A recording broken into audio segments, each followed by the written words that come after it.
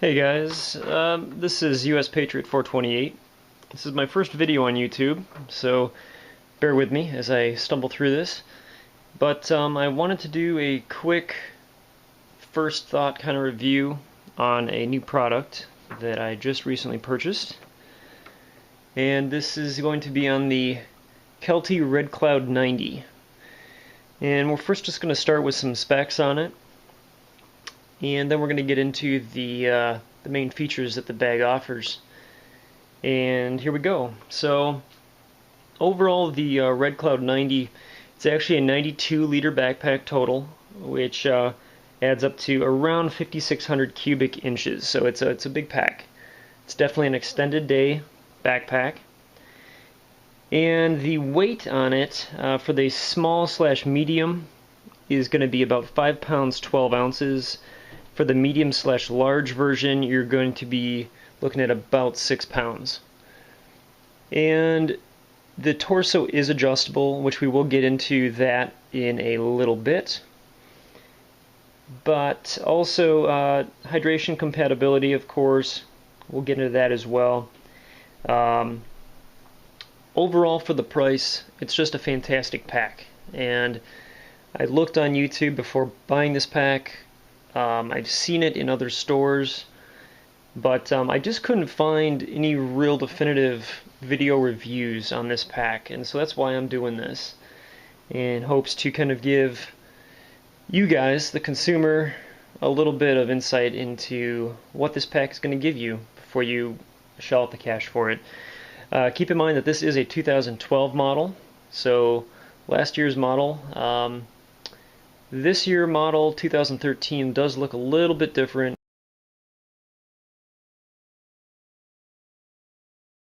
It's slightly lighter weight by I think maybe 2 or 3 ounces. And yeah, let's get into it. So I haven't done anything to the pack yet. It's completely stock the way I took it out of the box. Towards the end of the video, I am going to be putting up a link to the place where I got this, and they had a pretty decent deal on it. It was clearance since it's last year's model, and I think Kelty products are really underrated for the most part. They make great stuff, and I don't think you can go wrong with them. Starting out here on the front of the pack, you just have a couple different pouches here. I'm going to bring the camera a little bit closer here so you guys can really see what I'm talking about.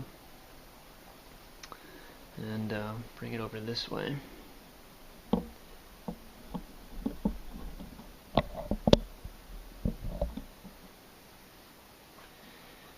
So on the front of the bag, or the back, depending on how you're looking at it, you have a couple different ways to get into this bag. At the top, of course, you have zipper on the front here, which you can use like a map pocket. Some people might use this one as first aid storage. This one is a little bit narrow in contrast to the other one on the back side here. This one definitely gives you a lot more space, and it's a lot deeper from top to bottom. So for first aid, this one might be a little bit better suited for that. So 2 zippable pockets, one here, one here. The underside of this, when opening this guy up,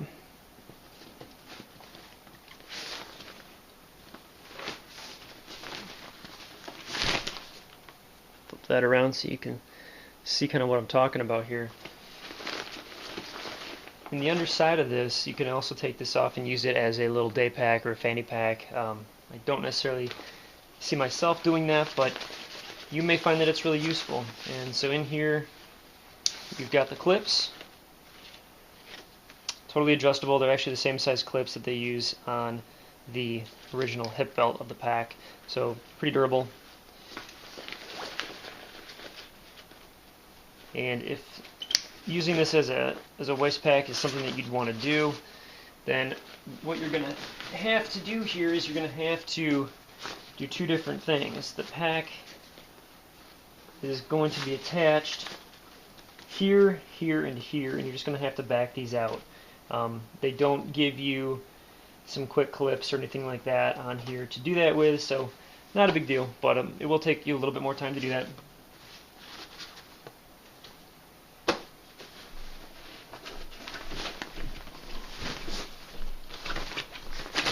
Before we get too much into the interior of the pack, I'm just going to keep showing you guys what it offers on the outside here. So going down the front of the pack here still, move this down just a little bit.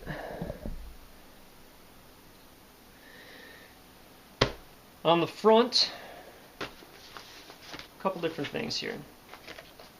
They give you a nice strong handle here, so it gives you another way to kind of lug the pack around if you're at base camp or whatever. Grab this, gives you a good handle. Kind of a little daisy chain built in here, so if you need to throw some beaners on there, or some extra rope, or whatever you need there, water bottles, you got a place to do that. So here we've got some fairly nice zippers. They work really nice. I haven't had them snagged or anything like that so far. Granted, I haven't taken this out in the field yet, but I will be doing that in about a month or so.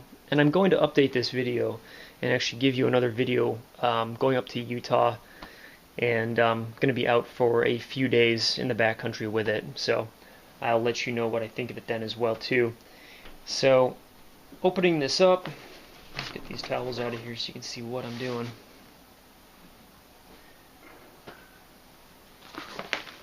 That comes down, not a whole lot of pockets in here, but what you do have is another little separation here. It actually goes down all the way to the bottom down here, so it does give you a couple different options as far as organization and however you want to store your extra gear in there. And then of course on the side of the pack you have two decent sized pouches here that are going to open like that. They don't go all the way around as far as the zipper is concerned, but they do open up and give you enough room there to put something pretty substantial size in there.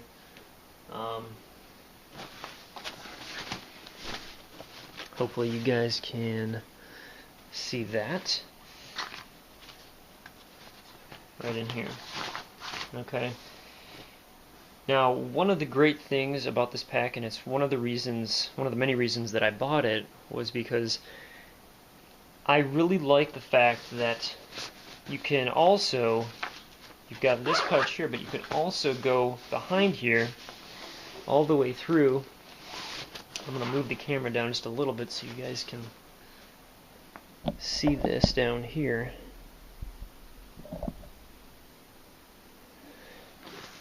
Going all the way down here is Velcro that's actually separating, or I should say connecting, this pouch from the main body of the pack. And so it comes all the way through here, and that opening, as you can tell, once it's separated, is fairly large. It's fairly wide, and when removing the compression straps from the top and bottom, that gives you a lot more options to carry trekking poles, tripods, maybe even a rifle. Coming down through here using the pocket, you will notice that this pocket down here is actually divided with a stitch. I don't really know why they did that, but I will be taking that out so that this will be one main compartment there. So if I want to put an Nalgene bottle in there, or the butt stock of a rifle, whatever, that will just fit down in there. And then you've got the entire pack, including the compression straps, to secure that equipment. And I think that's great, and it's the same way on both sides. So you're really opening up the capability of what you can do there. And I mean, anything, tent poles, anything you can think of, and it's going to secure it up to the very top of the pack, up here even. I mean, it's pretty great, pretty nice little feature that they thought of. I might even take another piece of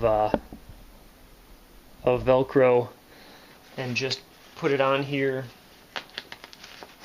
on the hook side of the Velcro, so that that's, you know, constantly open.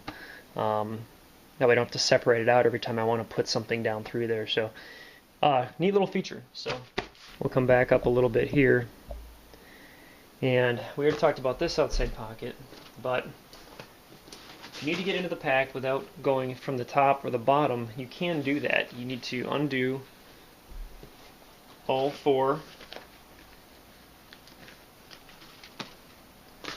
excuse me, 5 of the compression straps. And behind, make sure you guys can see that. Okay, so behind here you have a whole other zipper, and it's upside down horseshoe design, so you can open this up, and this is utilizing a little bit heavier zipper than the sides.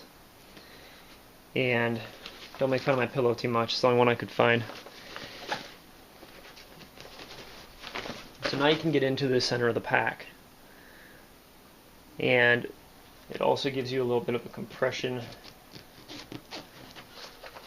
netting in here with the zipper, so you can open that up.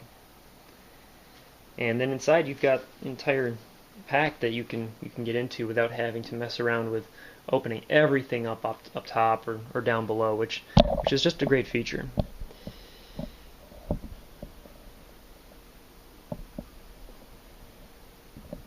And in a second I'll take this pillow out of here and I'll show you the very inside of the pack. Okay, so moving on down to the bottom of the pack here,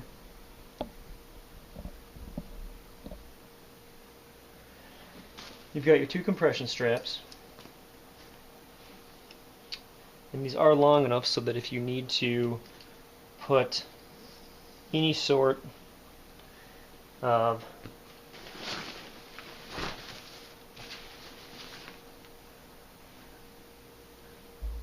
let's see here, get that just right, any sort of sleeping bag or tent or anything down at the bottom here, you do have plenty of strapping for that. Plus you have these 2 separate straps here, you kind of see moving independently here, to hang off more carabiners, rope. You can bring some trekking poles down through here if you need to, whatever. But you've got all this extra room down here, even once these are clipped, to house whatever you need down here. The only thing I wish they would have done different with this is that the material on the bottom of the pack here is actually not quite as durable, or as thick anyway, as the material up at the very top of the pack. And I think that they would have maybe done better to maybe reverse that, but we'll see how it works. So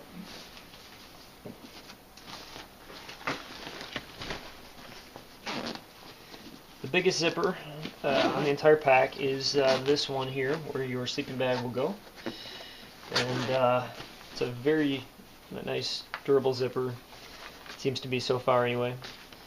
A lot there. Very large opening, so I mean pretty much any backpacking sleeping bag should fit in this, as long as you're using a compression sack of some sort. And one of the really cool things about this is that, and I'll get in here a little bit closer so you can see exactly what I'm talking about.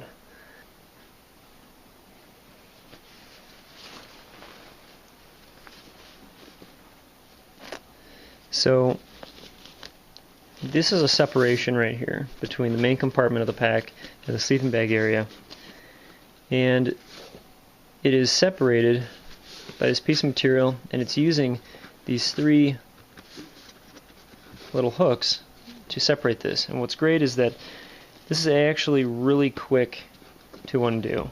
I don't see it as something that's going to be problematic as far as loosening or undoing itself when you don't want it to.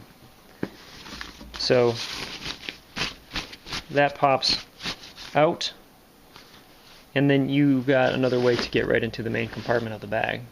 So pretty neat, I think.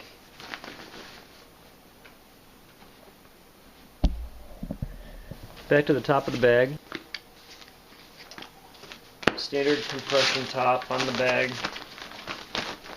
So you do have the ability to overstuff it a little bit. So I folded over this top lip of the bag, and inside, hopefully you guys can see this here, this is where your bladder, your hydration bladder, is going to go. This pocket reaches down about a foot, maybe about a foot and a half down into the bag.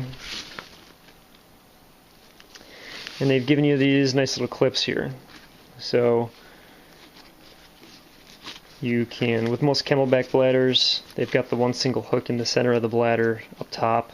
So you could use one or both of these little hooks to hook it onto, and then it's going to hang. That'll help it lay flatter in the bag. With like a platypus bladder or an osprey bladder, those will work in here as well. You shouldn't have any problem fitting a 100-ounce bladder in here. It is a little narrow than some other openings that I've seen on some larger backpacks, but a lot of the bladders nowadays are pretty narrow anyway, so hopefully that will work for you if you do plan on using a bladder. So the interior of the bag is not much to talk about really, other than the hydration compatibility. There's no extra pockets or anything inside. It's just a big barrel basically. The hydration bladder, once you've got it in there, the hose will come out either side, and so when looking at the side of the bag in here, it's going to come out right here, and likewise on the other side. So easy to put on whatever direction you'd like it. This particular bag is a small medium. I'm about 6'3", but I'm fairly thin. My spine is right about 18.5 inches long, and this pack actually, even though it says it maxes out at 18.5 inches for the small medium, I find that I actually have it set more on like a 17.5, and it's plenty big. The smallest adjustment on this, if I didn't already say, is about 14.5. And like I said, largest adjustment on the small medium is 18.5. And then on the medium large, the smallest adjustment is 17.5, and the largest is, I want to say, grab my notes here, I don't want to give you guys false information. On the medium large, 17.5 up to 21 inches. Now, of course, compression strap on the top here, so once you get everything loaded, this will kind of bring everything back into control for you. So now we're going to talk about the suspension on the pack. And so I flip this around here. So from the top of the bag down, what we've got. So of course, you've got your handle. So when picking up a full pack, if you can, if you're moving the pack around, always try to use the handle, because the shoulder straps are really not meant to support the weight. The weight should either be supported on the waist belt or by the top handle right here. So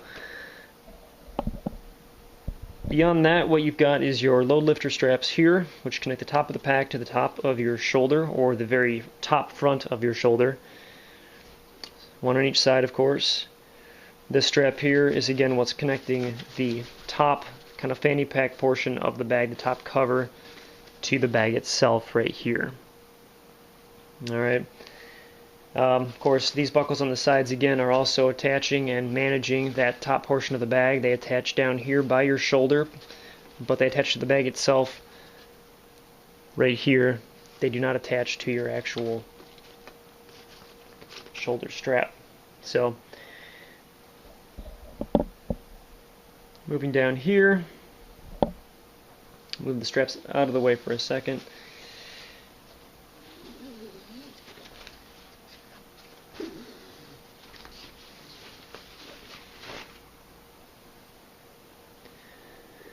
So you've got a decent amount of padding here. I don't think they went too overboard with it. I think it's fairly comfortable. I've had experience with Kelty and the type of padding that they use in the past at my job, and also with other friends' backpacks.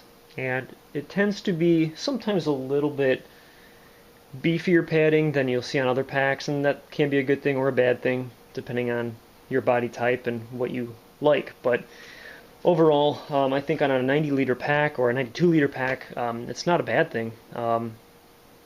You can see here, hopefully you can see, this has the number 18 on it. This is kind of your adjustment, kind of gives you an idea of, according to what length spine you have, what adjustment you should see here. And you adjust it. They call this the Cloud Lock suspension. I think on the 2013 model they're calling it the Cloud Lock 2. I don't really know how much they changed with it. As far as I know, it's fairly similar. But so when adjusting the height and length of this pack, you're just adjusting this panel, which the shoulder straps are attached to. And you adjust it down here.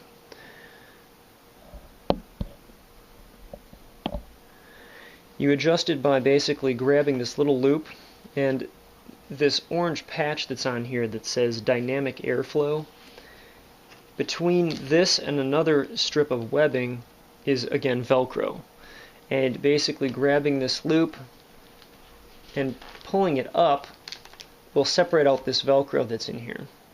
And once that's separated, you can tug down or pull up on this, and it will in turn adjust this panel down or up to whatever desired length you need it for your specific spine length.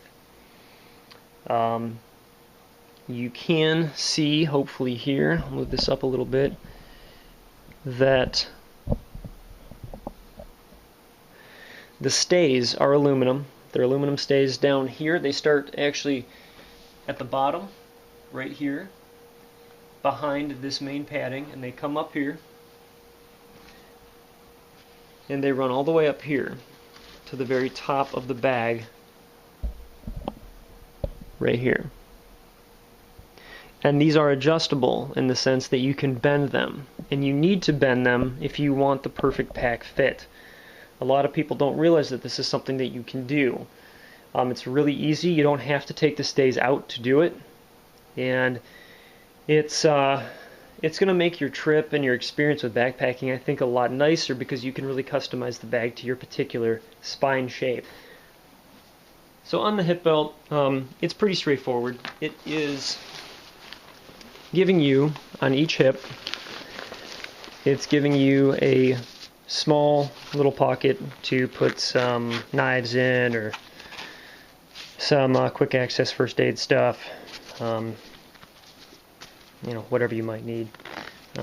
Both sides have that, there and there.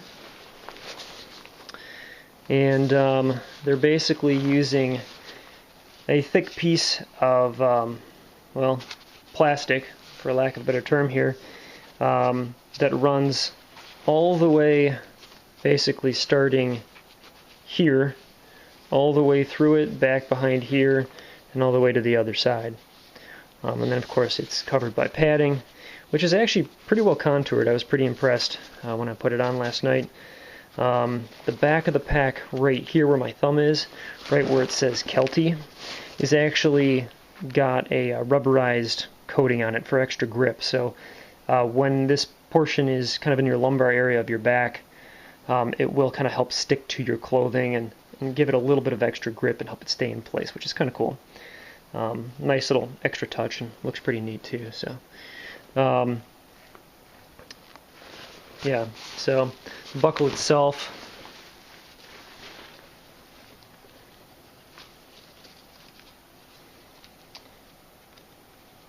nothing special, typical buckle. Just so you guys know, this particular pack is adjusted by pulling inward toward your belly button. There are some packs that will actually adjust away from the buckle toward like the outside of your hips, and I don't really care for those. I think it's a little bit more intuitive to adjust by pulling inward like that. I just feel like it's a little bit more awkward to do it the other way, but that's just me. So that's basically the hip belt. So other than that, if I missed anything, if I didn't cover anything that you guys are curious about on this pack, let me know. As I said, this is just preliminary thoughts, but I'm definitely going to take it out and put it through its paces and see what we think. And I'm going to be doing that, like I said, in a couple months. So hopefully it will not let me down. And definitely would say to check out some other great videos. One of my favorite YouTubers, I have two actually that I try to check out their pages on a daily basis, and that is Crockett20 and Nut and Fancy. They both do some great gear reviews. I know that they also enjoy the Kelty brand, but I'll go watch their videos and see what they have to say about the different Kelty products that they use. I'm by no means endorsed by Kelty. My job actually puts a lot of different brands in my hands, and I get to see a lot of different manufacturers out there, and there's a lot of awesome stuff. But I really have to say that for the price that this pack was, I just really can't see anything wrong with it.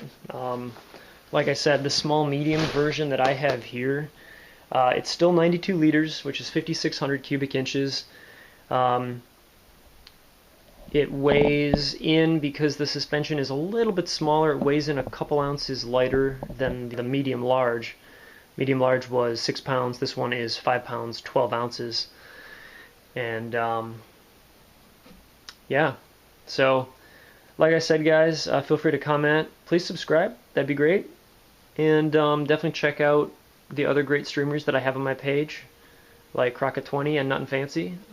They've got a lot of good information for you, and I will try to continue kind of walking in their footsteps. They are the ones that kind of made me feel like I, might want to start doing this. And I've been outdoors oriented for a long time, and this has just kind of really spurred me to put some stuff in front of the camera for you. So hope you don't mind me babbling. I know this was a long video, but I do think it's a great bag to check out, and I will put the address up there. I'll annotate it so that you guys can hopefully go to REI and get this bag if it's something that you think you might need.